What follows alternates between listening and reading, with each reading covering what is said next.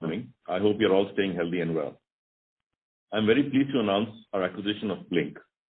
Blink is a user experience strategy, research, and design firm that works with great companies to create meaningful digital products, brands, and experiences.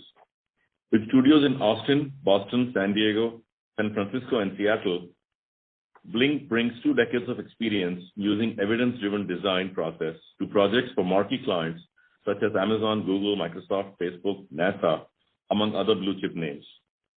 This acquisition is consistent with our M&A focus on acquiring deep expertise in digital technologies.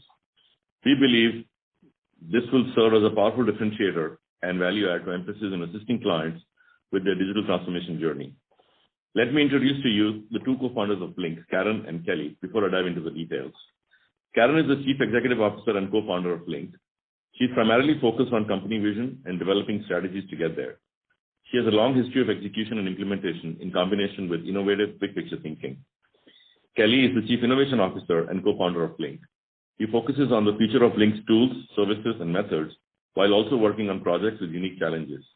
He's passionate about making our daily interactions with technology more innovative, intuitive, and rewarding. Karen?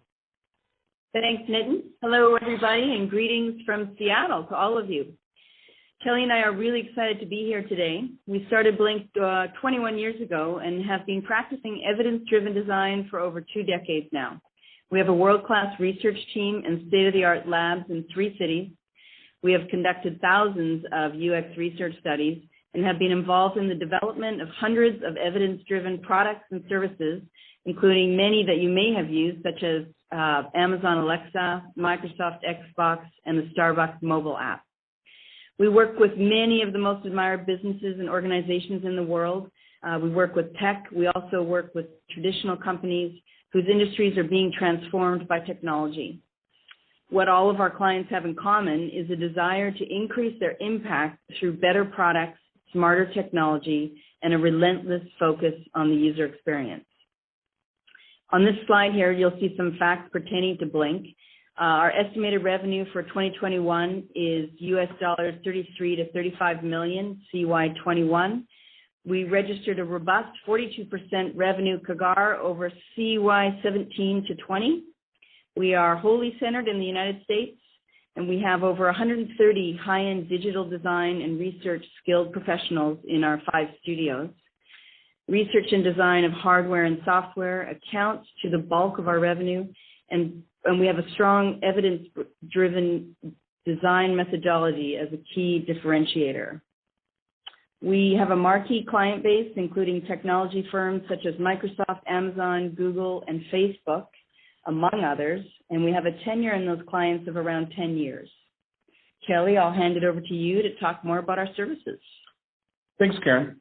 As Karen said, Blink works with many of the most admired businesses and organizations in the world. We work with tech pioneers. We also work with traditional companies whose industries are being transformed by technology.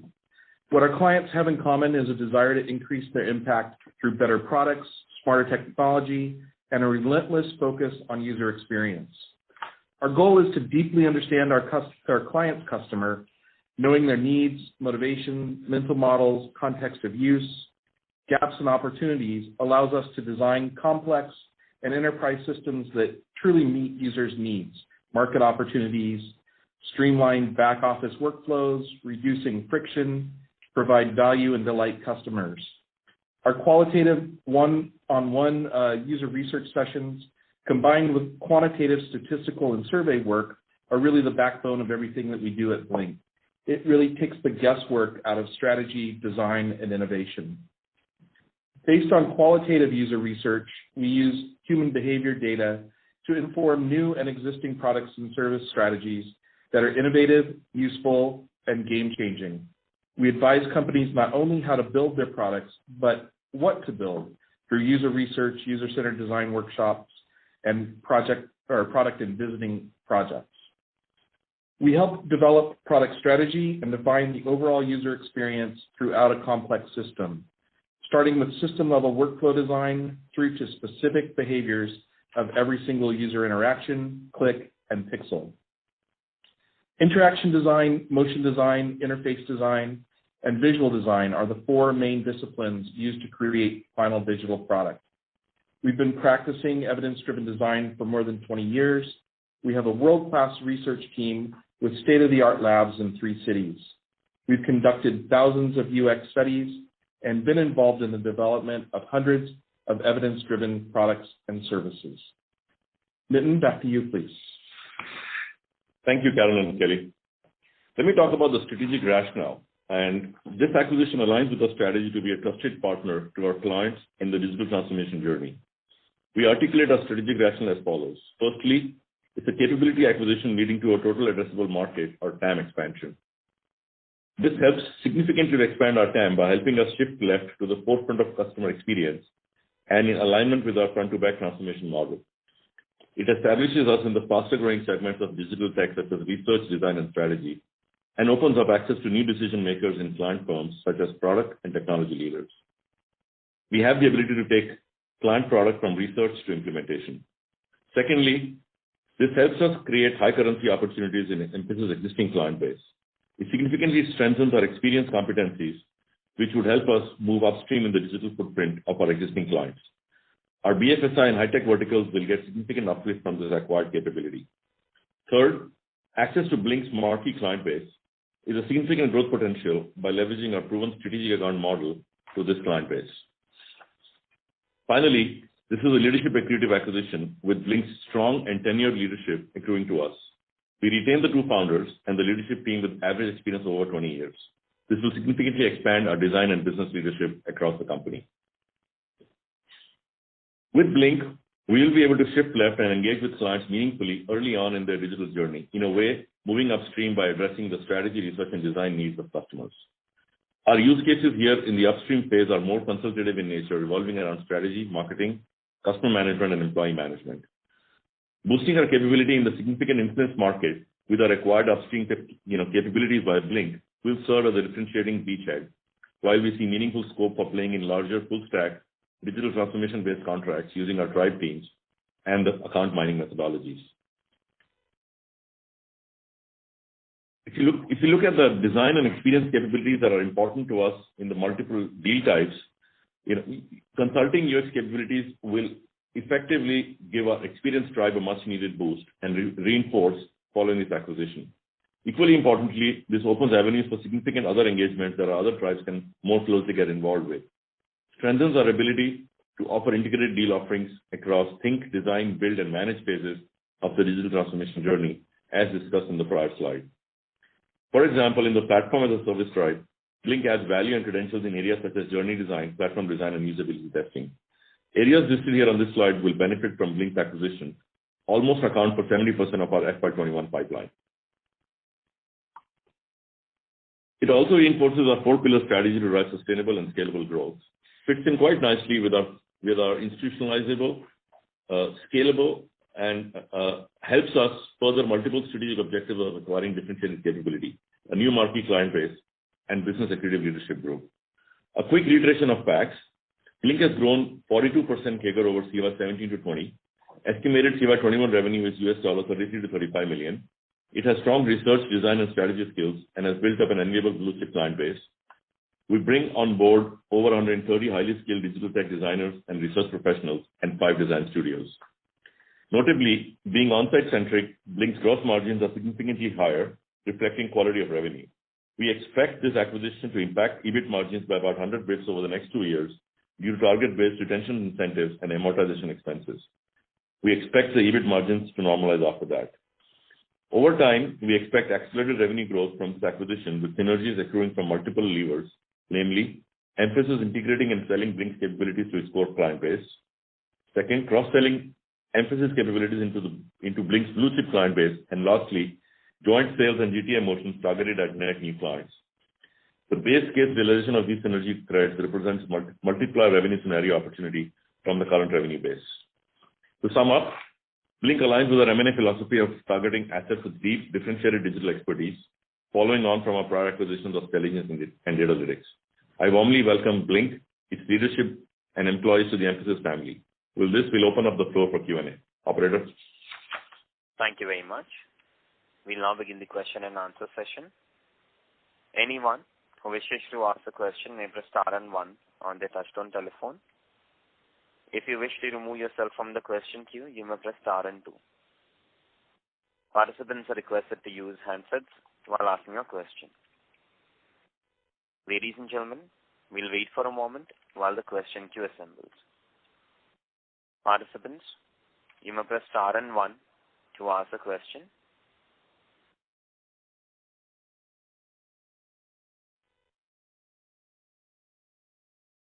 The first question is from the line of Nitin from Investec. Please go ahead. Hi, good morning, everyone, and congrats on the acquisition. I have a couple. The first is the 42% CAGR growth that we have seen in the past 3 years for Blink. How much of is all of that organic? So that's the first one. The second is, I think there's a 100 bps sort of impact, as you suggested, on EBIT due to amortization costs. So obviously, the quicker you get synergy benefits, the better.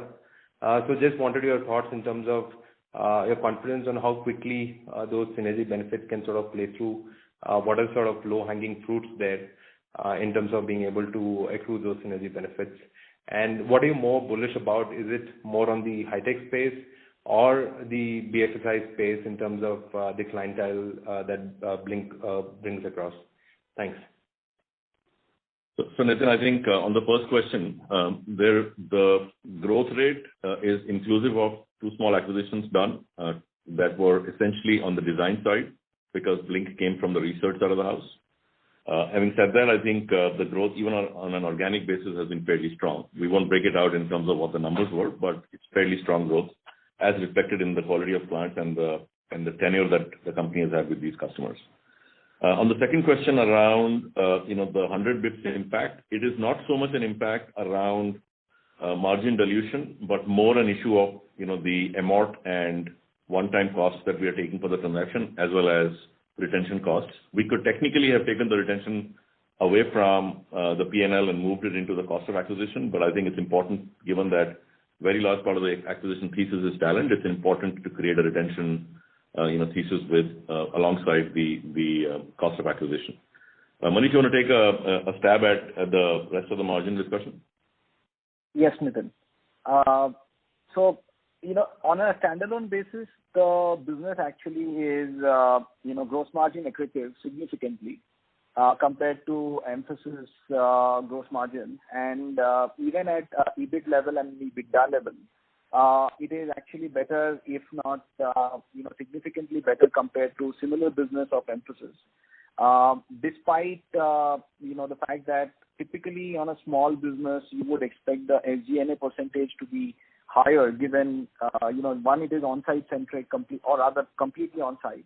And second, there is a smaller revenue base to, amortize that SG&A expense over. So on an overall basis, if we were to not account for the amortization because of the intangibles that get created when we do the acquisition, or the retention charges that we are, for the reasons that Nitin mentioned, taking, then we would actually have had a EBITDA accretive business as well. It is a gross margin accretive business any which way. And while we have said, we should expect normalization of margins over a 2-year period, I think, as you rightly mentioned, if we are able to execute on the synergies faster, we should be able to do that earlier than 2 years.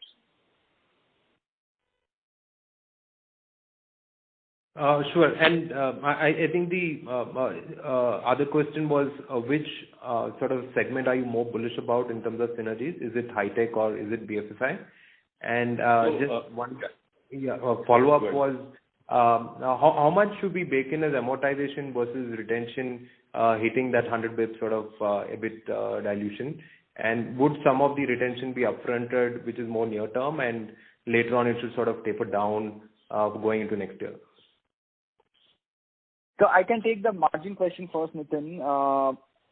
From a charge perspective, I think the retention and the amortization are fairly equal, and the charge on retention is mostly in the first 2 years, while amortization, as gets distributed over a 5-year period. And our expectation will be, we should be able to neutralize both of this through synergy even before, the overall charge is taken in, over the 2 or 5 year period? I think on the question of synergy, so there are two elements of synergy. One is effectively expanding our TAM within our existing clients, and that's probably across the spectrum. Banking, insurance, travel and logistics, high tech included. So that's clearly a need from almost every client base. And I think we talked about expansion of TAM going into new buyers within our current clients. Second, obviously, then an exciting element of synergy also comes from the fact that we are actually getting into a segment of customers that we don't have today.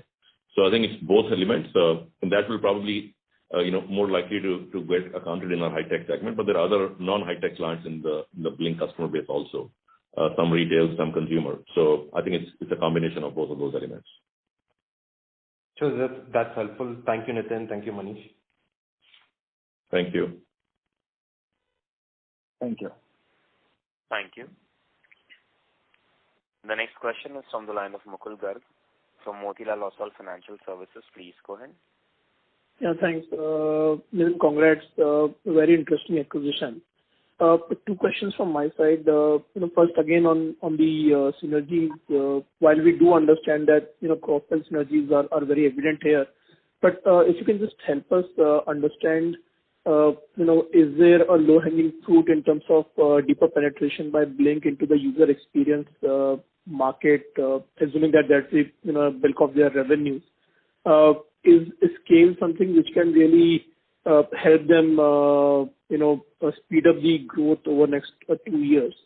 And second, on the, given that there will be a hit of 100 basis point on margins and, it will be dilutive on the PAT side.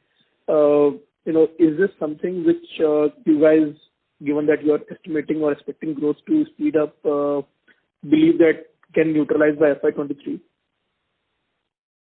So I think on the first question, there are 2 elements of synergy that we've actually spent a lot of time on. One, you rightly said, is scale. And I think that's one of the very clear, I would say, immediate term areas where we can actually help, both in terms of expansion of geographic footprint, new talent pools, as well as potentially expansion of markets as well, because we do have a business, outside of the US that will also be very, very helped by this capability. So, surrounding the Blink ecosystem, and they have a very interesting supply chain model of how they actually bring in, people during the research process, for short periods of time. So I think that's definitely one element. Second element also is the combination of design with, engineering and architecture. They're obviously leading it from a design perspective. We've led this from an architecture and engineering perspective. So that's the end-to-end, in fact, we were actually phrasing it as, the taking a product from design to life, actually bringing it to life. So that end-to-end implementation from all the way from research to design to implementation, development and launch is the other area where I think there is immediate synergy possibilities within their client base as well as within our client base. The second part of your question around the CY23, I think the answer is absolutely yes. It's a direct reflection of, again, keep in mind, we've been talking about finding growth engines and making sure that we are able to continue to accelerate our direct growth. So this will fit right into that whole construct by actually turbocharging the experience drive. Given that we have a very complementary fit in what we do currently in that tribe and what this brings into that with strategy, research and design, besides experience. So the answer is absolutely yes. We do believe that we have a shot at making sure that we are able to turn around the impact on EBIT, even though the impact is actually more one-time in nature. But growth can, and synergies can absolutely help us overcome that short-term impact. Sure. Let me just one clarification. Is it possible to give us a sense of how large is their design portion right now, or is it predominantly a user experience firm as of now, and design and architecture can scale up once the combined entity gets in place? No, actually, I think when Kelly was talking about the scope of services, which you will actually get a chance to look at the transcript, you will actually see it is more than just user experience design. It's actually all the way from helping firms conceptualize an idea through research and strategy, then actually bringing in outside folks in their studios to help them think through the design of the product, and then finalizing it from a strategy and design perspective into pre-launch implementation phase. And that's when they hand it over to some either internal teams or other third parties to actually implement or build the product. So I think it's much more than just user experience. I think user experience is just one element of what Blink does. Anything, I would Karen, agree. Yeah. Karen or Kelly, please feel free to add anything you may want to add on that. Yes, I would agree. And many of our clients are, thinking not only in terms of the products they offer, but also service design at a holistic level within their customer experiences. Great. I think that was really helpful. Thanks for taking the question. Thank you. The next question is from the line of Mohit Jain from Angati. Please go ahead. Sir, two questions, more like a clarification. But this 94 million payout, so the retention part that you spoke about, is it separate part or is it all included in the 94 million payout? It is not included in the 94 because 94 is the consideration that is being given as cost of acquisition. Retention is over and above that. So earnout is not part of the retention. Earnouts are separate, and then on top of that, there's the retention. Can you quantify the amount which you got towards retention? I think the 94 number includes, as I mentioned, everything that is included in the cost of acquisition. So, there is a formula that we've applied to make sure that there is an element of earnout, but we won't be able to give that breakup. I'm sorry, sir, but 94 does not include retention. That's what you're saying, right? Yes, it does not include retention. Otherwise, it would not be a P&L charge. Correct. So this will be a cash outflow. I'm assuming it will go through P&L and cash flow in the year where it becomes due. Yes, I think if I can take that question, Nitin, the 94 is the purchase consideration which is capitalized, converted into goodwill and intangible. Intangible gets amortized. The portion which is paid for retention does not come into the capitalization. It gets charged to the P&L, which is what we have communicated. The P&L plus charge is equal to the retention charge and the amortization charge. However, we are not giving a breakup of what is the earnout portion in the retention and what is the earnout portion in the purchase consideration. Okay. And this 100 basis point margin impact that you're talking about, this assumes amortization over 5 years. Is that correct? So amortization of intangibles happen over 5 years. Retention is for a shorter duration. Right. 2 years you mentioned, but the impact of 100 basis points of margin that you guys spoke about, that is the total impact after taking these two things into consideration. That is right. Okay. And so last thing on this, this question came up before, but it appears that they have a really large number of clients.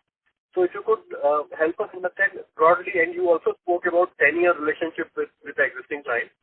So if you could talk about a little bit about the kind of projects that you guys currently get, what is the average size and tenure of such assignments? Mohit, we won't actually like to give you that detail for competitive reasons, but clearly the business is very well aligned to new product launches, across many spectrums, many industries. The fact that they have a very strong tenure with some of the best brands in the business means they've actually been able to impact many of their core product launches, and I think Karen gave some examples, of Amazon Alexa and the likes. So, the size of the project is actually, is less relevant. The engagement from design to launch is more relevant because that may be 5 different, SOWs because the product goes from concept to design to development. And hence, I think the engagement, the repeatability in the business is very high. So their ability to continue to do business with the same customers is what really is attractive here, more than what the average size or duration of contract is. Okay, and last one, in terms of client overlap, it appears that there is a very little overlap with Mphasis clients. Is that a fair assumption? Yes, absolutely fair assumption. All right. So thank you. That's all from my side, and all the best. Thank you. Thank you. Thank you. The next question is from the line of Dipesh Mehta from Emkay Global. Please go ahead. Yeah, thanks for the opportunity. Couple of questions. First of all, can you help us get some sense about client concentration and stickiness in the business? I just want to understand in terms of cohort, how the relationship over a period of time grows, or typically difficult to grow kind of relationship because of the way we engage. If you can provide some perspective there. Second question is about the selling shareholder perspective, whether management owns some stake where we are paying some retention related thing. So whether currently they own the stake in the company which we are buying out. If you can provide some perspective, and when we say talent retention related thing, whether it is ESOP related charge where we are issuing some equity to retain them, or it is largely cash payment. Thanks. So Dipesh, I will take the first question and Manish can answer the second one. I think I answered the question around average tenure of top clients is approximately 10 years. That obviously means there are clients that have gone 20 and there are clients that are in the last 2 years or 3 years range as well. The type of projects has obviously evolved over a period of time as the end customers have also evolved and broadened their product portfolio. For the most part, as I mentioned, it used to be more strategy and research driven, and it has gotten further extended into strategy, research, design, and experience. And design is not just the design of the UX, but it's also the design of the product and the service that goes around it. So it's a combination of experience design, product design, and service design across the spectrum of these customers. From a concentration standpoint, it is not unlike any other business. Obviously, they have top 5 clients that are fairly important, but given the nature of the business, they have a continuous relationship with many clients in the top 25 to 30 range. I think what's important to us is the previous comment which I made, which is there is minimal overlap in the client base. Some of their clients, obviously, we work with on the partner side, and this is a nice complement for us to be able to add to a customer set in a business like high tech especially. Keep in mind, we are probably one of the few firms on the street which have successfully done both high tech, tech work as well as R&D work for high tech customers. So for us, it's actually, we are used to taking multiple services to these customers, and we will add research and design to that as well. Manish, you want to take the second one on the retention piece? Yes, Nitin. So, Dipesh, the retention is not a charge for stock compensation. It is going to be cash, which is paid over 2 years for performance as well as retention in the company. And we are not giving the breakup of what the ownership structure of the company is and where we are buying from. But it is fair to assume that the management team, the leadership team, owns fairly good portion of the company to be vested in making sure that the company performs and the earnouts are delivered. Understand. If I can ask a related question about if you can provide some perspective. Let's say we have existing good client with us. How much, let's say, our client might be spending on such areas where Blink UX provides services, and earlier we used to use some other vendor to provide those kind of services as a part of our overall offering? So I think, Dipesh, the right way to think about it, we were actually not using some other vendor. It's not that we had somebody else that we would bring in. Our client would definitely bring in somebody else. The global customer experience management market size, by 2025-26 is expected to be around $24 billion, $25 billion. So that's a very big TAM. The right way to think about it is that we've expanded that TAM to our current TAM.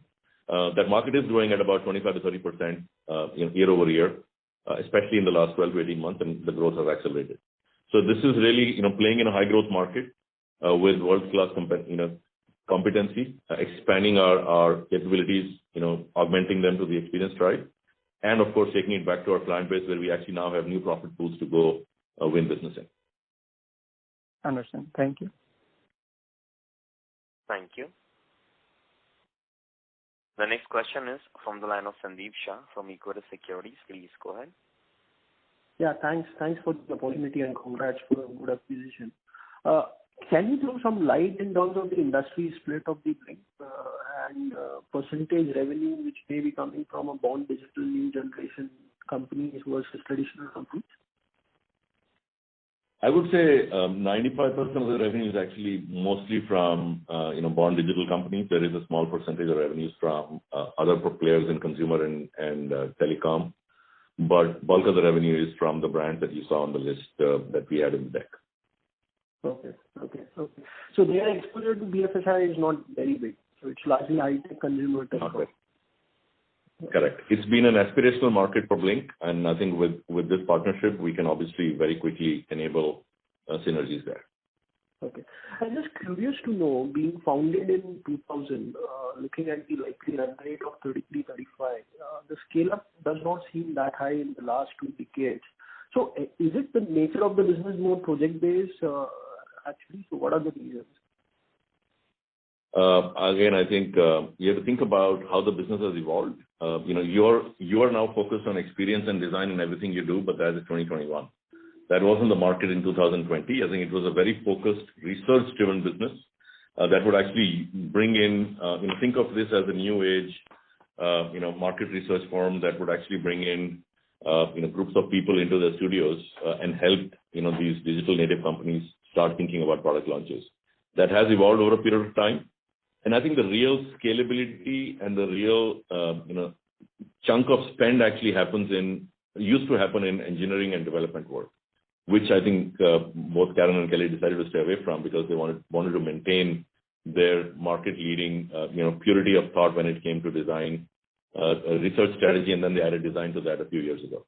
So I think now the thinking obviously is that, from their perspective, and I'm not speaking for them right here, but from their perspective, given the competitive intensity and the type of deal activity that has happened in this area and the type of customer feedback, clients don't really want multiple handovers when it comes to large digital projects, and hence the ability to actually blend design, engineering, development, and implementation has become key. So I think the nature of the business has changed, and that's obviously the reason why this partnership makes a lot more sense today.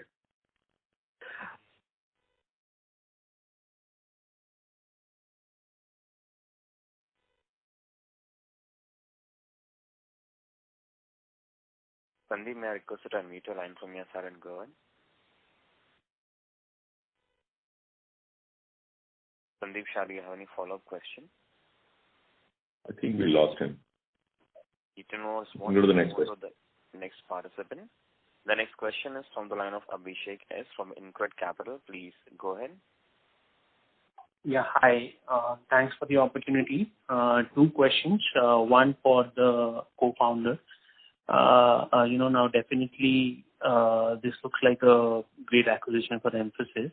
What made them, look at Mphasis? If you can just highlight that as a partner. And the second one is for Nitin. If we reconcile your commentary about solutions more on the high-tech side and the fact that, we are working with a large number of banks today, how quickly can we use, the current partnership in selling incremental services in the top 10 banks that we have? Thank you. So I'll take that question on banking first, and then I can have Karen or Kelly talk about why Mphasis. I think for us, we have been looking for an opportunity to expand these services because we've seen the demand pick up. We've also seen our Experience Tribe gain more success and scale over the last 12 to 18 months. So this was really for us as much a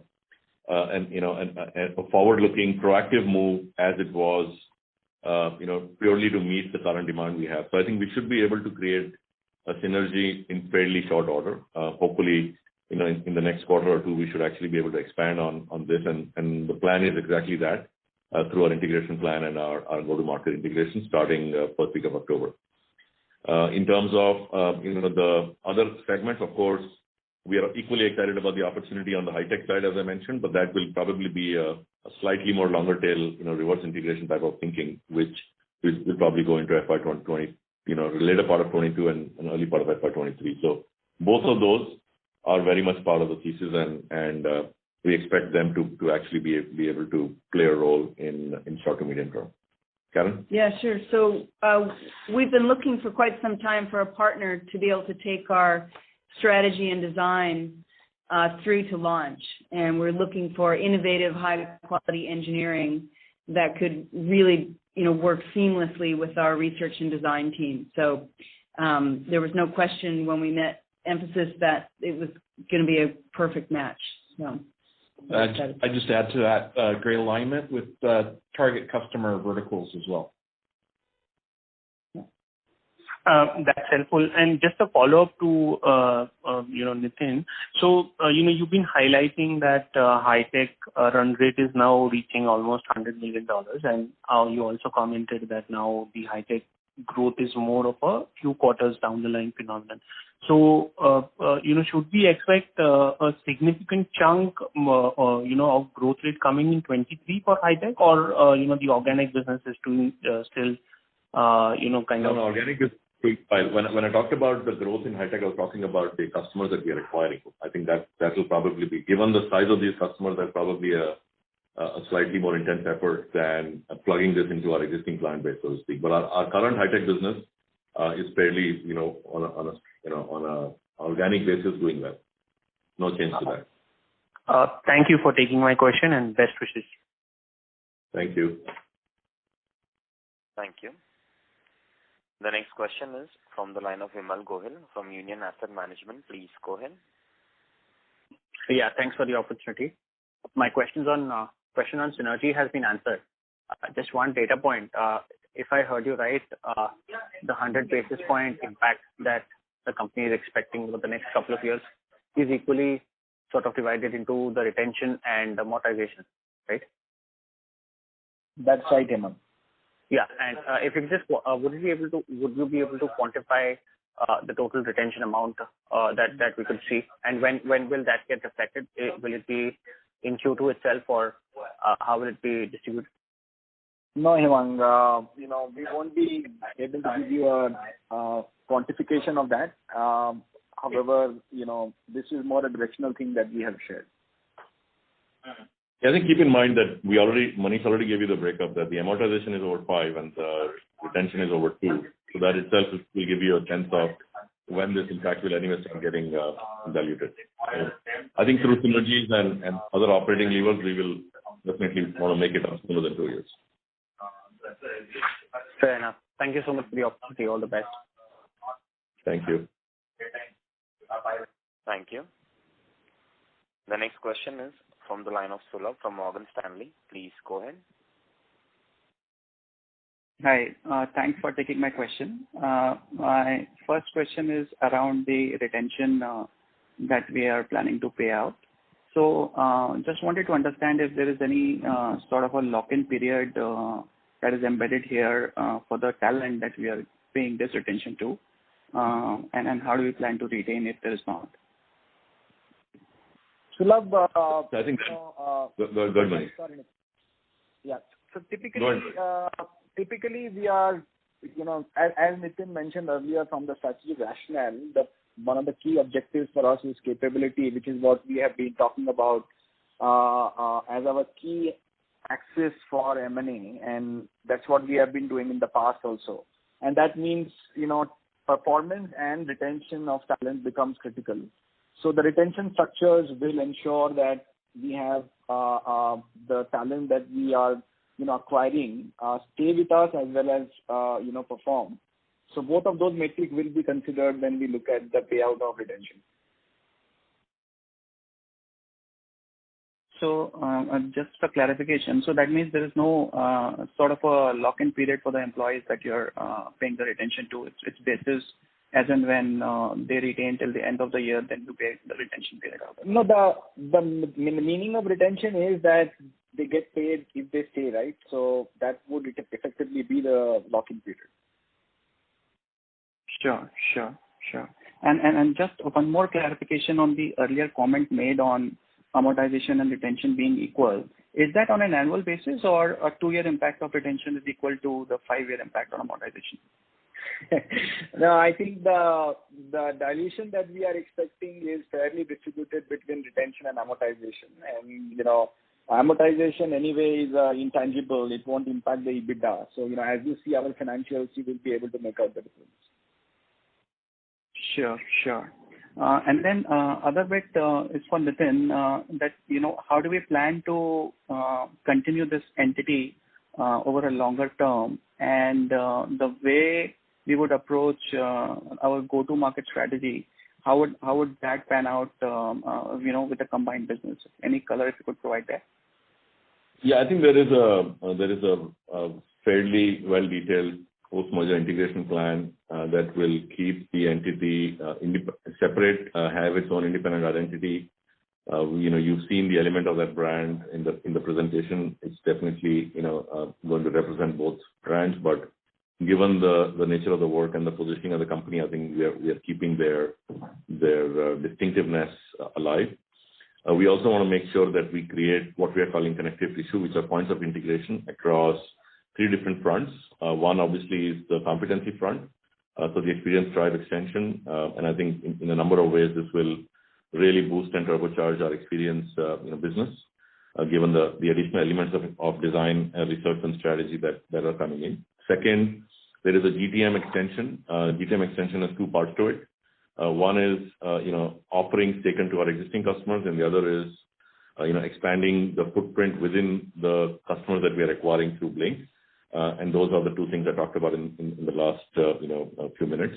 And the third connective tissue, obviously, at the point of integration, obviously, is on operations, things like scalability, supply chain, geographic expansion, and how do we kind of blend some of these services into our other deal archetypes that we've talked about in the past as well. So I think the plan is fairly well thought through. There will be an element of distinctiveness, while there will be also elements of points of integration, so we can leverage and expand the TAM construct that I talked about. Sure. That's helpful. My last bit is on the competition that the firm that really sees on the ground. So who would be the typical competitors that Blink sees? Any small or large names that you can throw out? And is the approach to projects and deals proactive in nature, or how do they really go out and win these projects? So I think given that this is an Mphasis analyst call, we will not name any competitors on this call. But I think the answer is pretty straightforward. There are niche design firms, and then there are also global firms that have also done many acquisitions of this nature. And there are many dedicated at scale European and Latin American design firms that are also very active in this space. So that's the spectrum. We were obviously competing with many of the big brand names, but they had specialist brands that they had acquired over the years, and that was a deficiency that we think we will plug with this transaction. Sure. That's all from my side. Thanks for taking the question. Thank you very much. The next question is from the line of CEO Kulkarni from Reliance Securities. Please go ahead. Hello. Thanks for the opportunity. So firstly, on Blink, any comment on deal pipeline and bookings? And secondly, you have mentioned the company's gross margin accretive on standalone basis. Is it accretive on EBIT basis too? Thank you. I think pipeline color we can give you more when we do our quarterly call in October. But the fact that they're seeing revenue momentum, the fact that we've seen good growth in the last 3 years should give you a sense that the demand for their services is fairly high. And question is, can we scale as fast? And hopefully we'll be able to address that. On the gross margin accretive, I think Manish talked about the fact that if it wasn't for the amort and the retention charge, we would not only be GM accretive, but potentially also EBIT accretive. Okay, thank you. Thank you. Ladies and gentlemen, we'll take the last question from the line of Nitin from Investec. Please go ahead. Yeah, hi. Thanks for the follow-up. Nitin, we have spoken of design to engineering, and if you look at Blink today, how much of how would you think about it? Let's say $33 million of revenue. How much of that would be downstream engineering related work that's possibly going to some third parties at this point in time? And how easy is it to convince a customer that Blink would do end to end from here on? And how quickly is that possible to achieve? So that's the first question. The second one was maybe not related to Blink entirely, but we have seen DXC fall off very sharply, right? And it will continue to sort of ebb off. So in that context, do you think some of the margin benefits from there could flow and sort of cover up for some of the margin dilution on a bit that comes across with Blink? So those were the two questions. Thanks. Yeah, I'll take the second one. It's a straightforward one. I think we gave you an EBIT guidance for FY22. We are not changing that guidance. We've called out a one-time impact of the transaction. So I think the right way to think about it is that our guidance range still stands. We also told you that we will prioritize growth while holding margins, and I think that stance doesn't change. So whatever is the internal mix of our portfolio revenue, we are basically making sure that we have enough and more left in the business to continue to invest and feed the growth. And I think that's really the core thesis of our strategy over the last many quarters, and we've played to that quite consistently. On the first question around how much of the 33 to 35 is implementation or engineering work, the answer is nil, because by design they chose to stay away from doing downstream engineering or implementation work. So we don't have to convince the customer or any other partner to actually hand over that work. However, the customer has been asking for Blink to take on a larger role with end-to-end competencies, and that's where I think we'll be able to fit in their client base. I think the synergy value in our client base is pretty straightforward, because we are actually adding a kind of an arrowhead to the front to back strategy, which is really the front of the front, so to speak. Actually, the first question essentially was, if 33 million is the rough revenue, then would the potential downstream revenue be 3x of that, which at this point is done by other service providers, which could accrue to us over a period of time? And how much is actually practically achievable in terms of we taking over that portion of that revenue, was the question?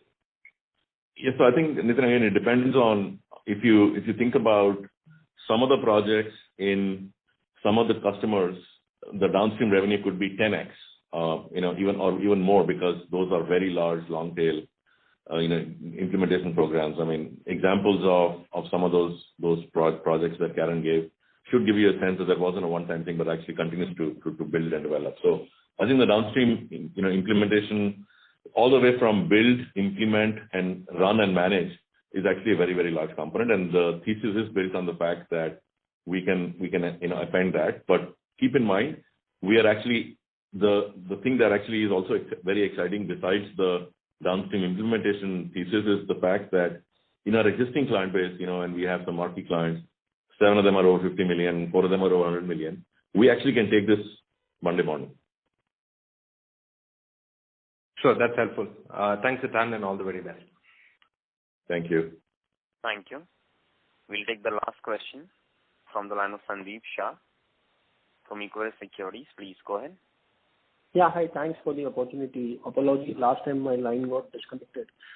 Yes, Manish, if I look at 1% impact, roughly it could be $15-16 million. And if I equally split, it could be $7-8 million for amortization and $7-8 million for retention. So, in that scenario, all these things will come at 0.0 starting from this quarter as a whole, or it may come on a progressive basis as a whole, and whether the calculations which I'm looking at is correct, or there are some changes to it. So there is a reason, Sandeep, that we didn't give quantification, and I'm sure that whatever we have given will help you form an opinion on what the quantum will be. But conceptually, the charge that will come will be evenly distributed over the 2-year period. But with growth, the percentages, the impact of that as a percentage should keep coming down. I hope that helps. Yeah, that's okay. Thanks, and all the best. Thank you. Thank you. I now hand the conference over to Mr. Nitin Rakesh for closing comments. Thank you, operator. I think, again, I just want to thank all of you for joining this call on short notice. We are, as I mentioned, quite excited about the potential synergy and the ability for us to play in a fast-growing, high-quality, segment of our business, and we look forward to updating you further in our next earnings call. Thank you. Thank you very much.